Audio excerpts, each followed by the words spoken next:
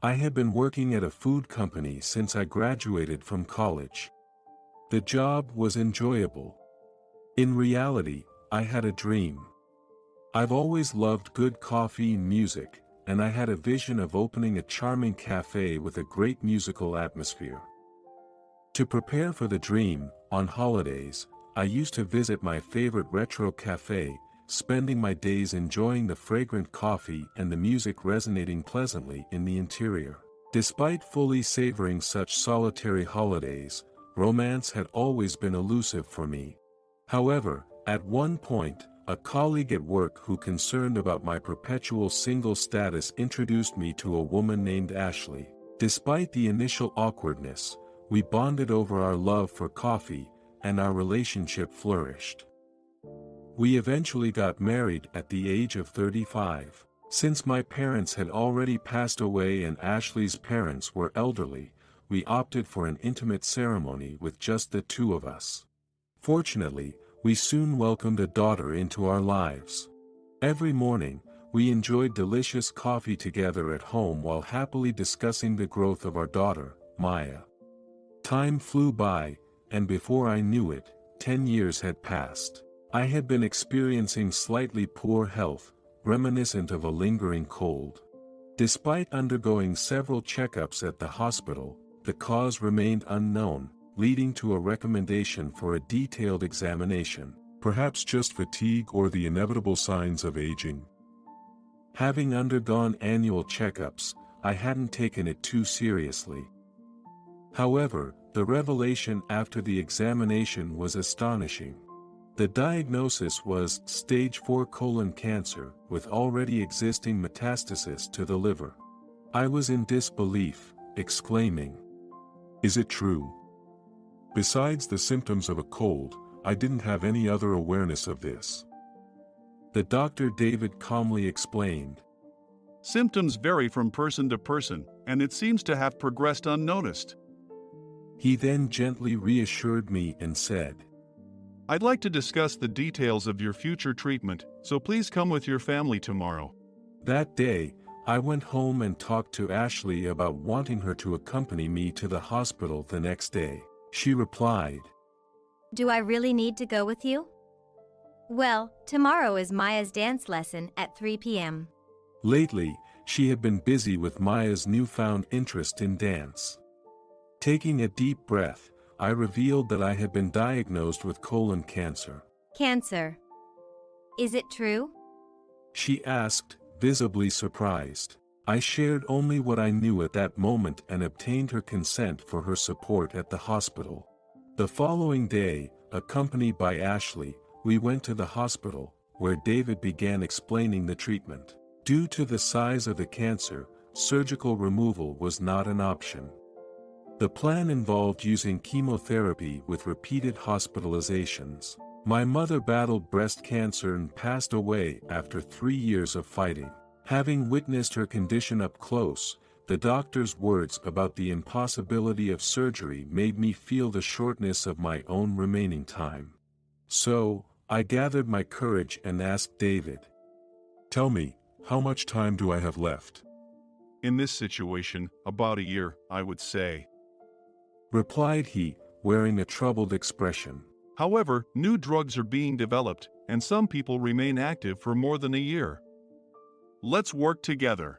His encouraging words delivered with a gentle voice stirred warmth in my chest, and tears welled up uncontrollably. In contrast, Ashley beside me remained expressionless throughout the explanation. After David concluded the explanation, while waiting for the hospital's billing, Ashley said, "You can return home alone, right? I'm heading to Maya's dance class now." Then she quickly left away. She ultimately didn't say anything to me. Is she confused? Well, yeah, confusion is expected. I wanted to talk more about the future, but I felt a bit disappointed. Back home, I found myself lost in thought. Maya was still just 10 years old. She will soon become a middle school student, then a high school student, gradually growing into an adult. Will I really be unable to see her grow? Alone in the quiet living room, I shed tears. A few hours later, Ashley and Maya returned home. I'm home, Dad. Dancing was fun today too. As always, Maya flashed me a radiant smile. Seeing her innocent smile, I felt like crying again. Without looking at my face, Ashley began preparing dinner as usual. After dinner and bath time, when it was just the two of us, Ashley quietly asked me, What are you planning to do about work? Well, I guess I'll take a break for a while. Upon hearing my answer, she sighed deeply, and then muttered as if determined, For Maya's sake, I need to work too. For Maya's sake. I understood what she was saying, but it bothered me that she had never expressed any concern for me. Then, without saying anything more, she went to the bedroom. There were many things on my mind, but I was so tired that I went to bed right away that day. The next day, I applied for leave from work. I honestly told my colleagues about my current situation and apologized for any inconvenience I might cause at work in the future. They were concerned about my situation and said, We'll be waiting, so come back strong. As I left the office, one particularly close colleague named Vincent hugged me with tears in their eyes and said, Just keep living, okay? There were people shedding tears for me. That fact gave me courage. On the day of hospitalization, I went to the hospital alone. Ashley apparently had an important matter related to Maya on that day. She had asked me not to tell Maya about the illness. The reason was that she didn't want to disturb Maya. Chemotherapy started along with my hospitalization. The treatment was tougher than I had anticipated, but nurses, the attending physician, and fellow patients provided me with a lot of encouragement. I endured 2 weeks of treatment with desperate determination.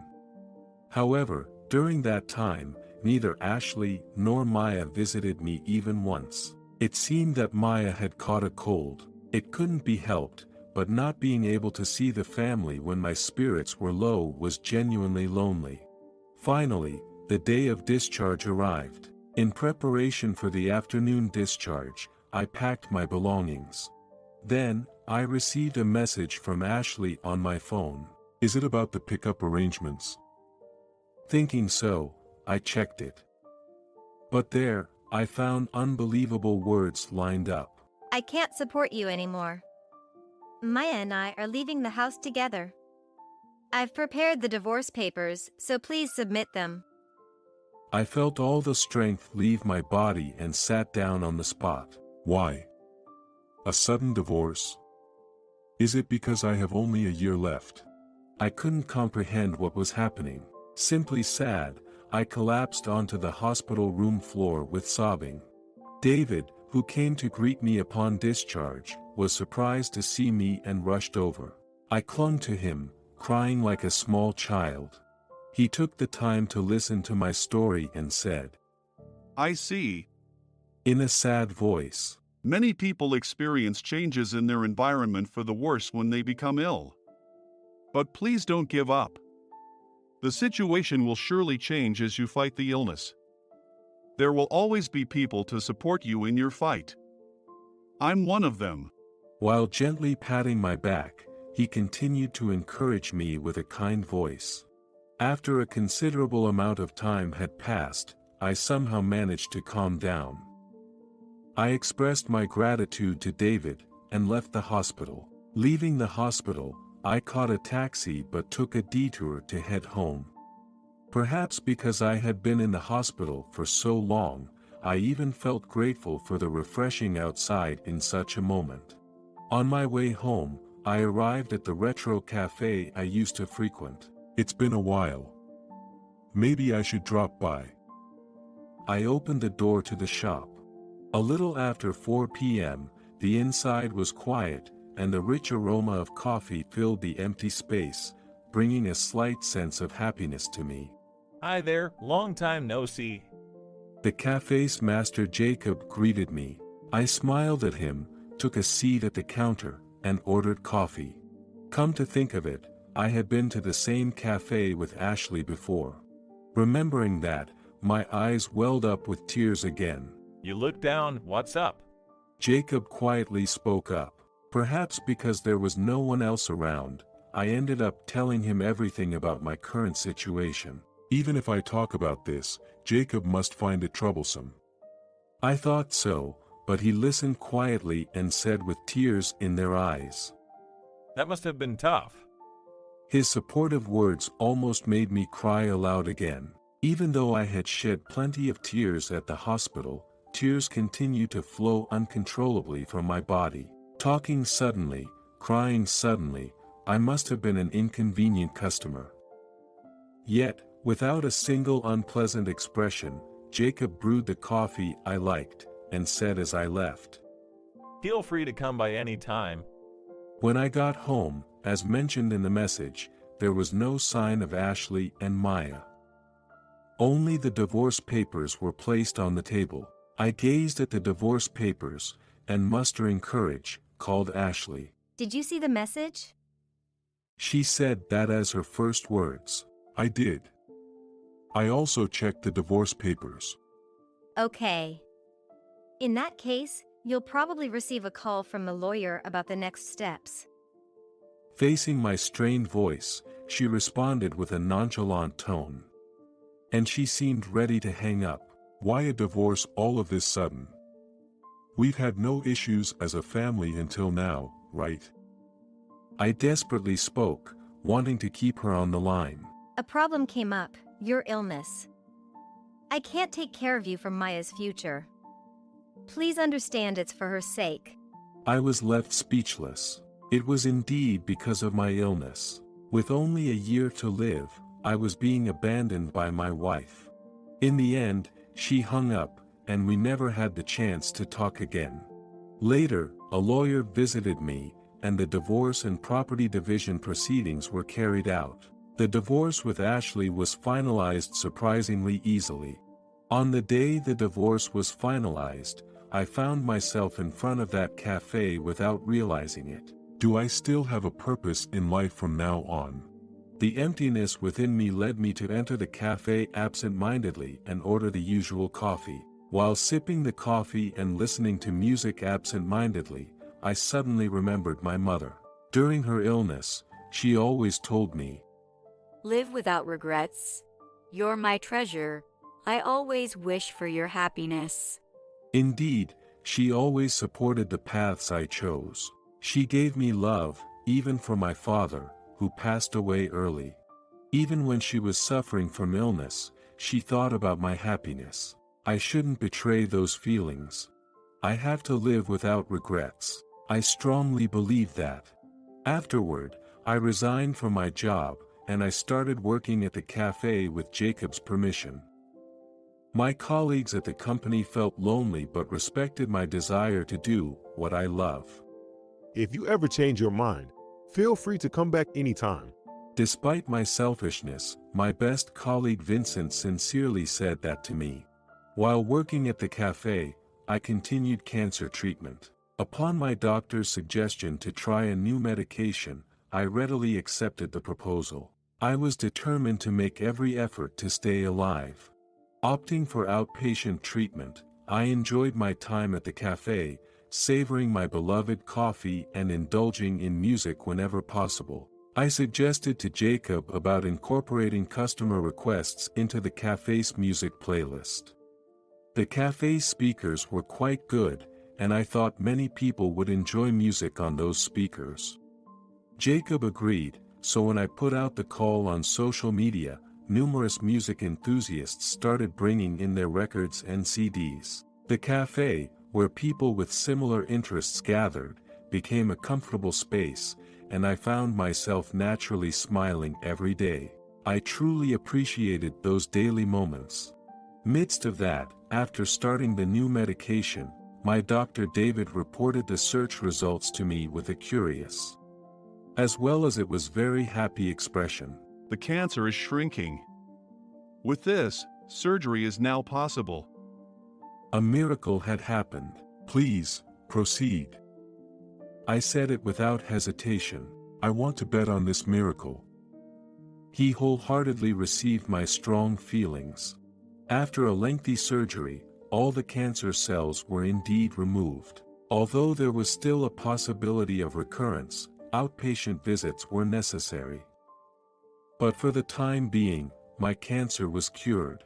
At that point, 2 years had passed since receiving the cancer diagnosis. Moreover, the miracle brought further luck into my life.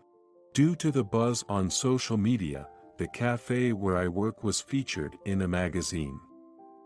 As a result, one girl who saw it in the magazine came to the cafe. It was my daughter Maya, whom I hadn't seen in 2 years. Relying on the information she found in the magazine, she had come to talk to me on her own. It seemed my ex-wife Ashley had told her the reason for our divorce was that I had lost my job and couldn't support them anymore. At that time, she was only 10 years old, so she had no other choice to follow Ashley's instructions. However, due to the sudden separation from me, she had lingering regrets and had wanted to see me all that time. You're already in middle school, right? Coming here alone, you've really grown up. I couldn't help but be impressed. I shared everything about my illness with the now-grown Maya.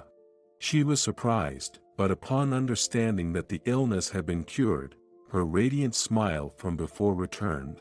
I'm so glad. Dad, I'm glad you're alive.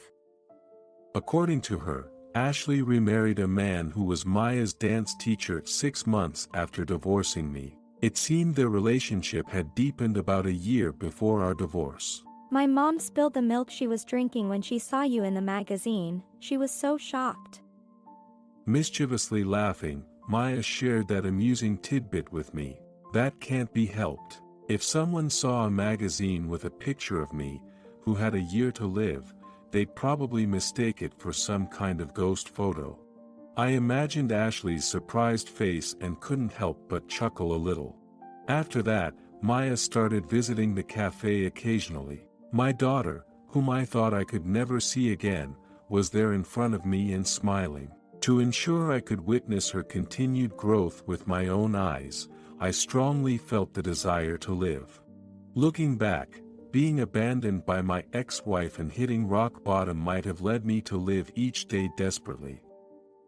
Then, as a result, a miracle occurred. Through the experience, I touched upon many kindnesses.